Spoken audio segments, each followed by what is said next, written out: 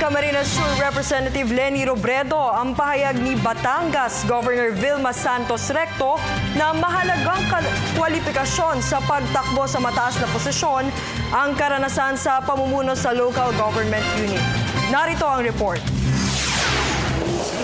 Sa isang eksklusibong panayam, sinabi ni Camarines Sur Representative Leni Robredo na sang-ayon siya sa pahayag ni Batangas Governor Vilma Santos Recto na dapat mula sa LGU ang sinumang tatakbo sa mataas na posisyon.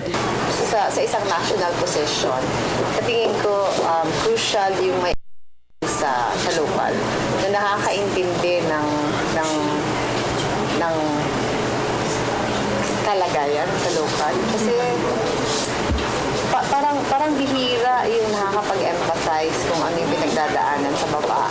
Sa kabila nito, muli niyang iginiit na wala talaga sa kanyang mga plano na kumandidato sa pagka-vice-presidente kahit pa may mga nagsasabing kwalipikado siya dahil sa kanyang exposure ng manilbihang alkalde sa Naga ang kanyang namayapang asawang si DILG Secretary Jessie Robredo.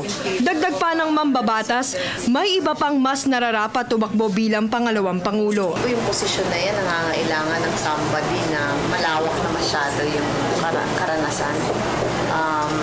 Sayang kasi nung posisyon. Sayang kung mapupunta lang siya sa isang dahil popular lang.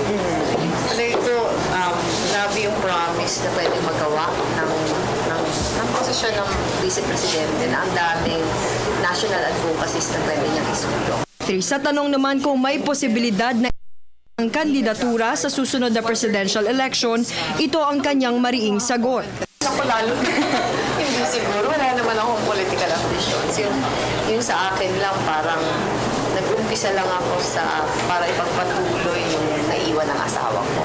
Ang malinaw, kinokonsidera ni Robredo ang re-eleksyon sa pagkakongresista o ang pagtakbo sa pagkasenadora sa nais na mas mapalawak pa ang mga reforma at serbisyong ibinibigay niya sa kanyang distrito. Para sa Telebisyon ng Bayan, Ria Fernandez.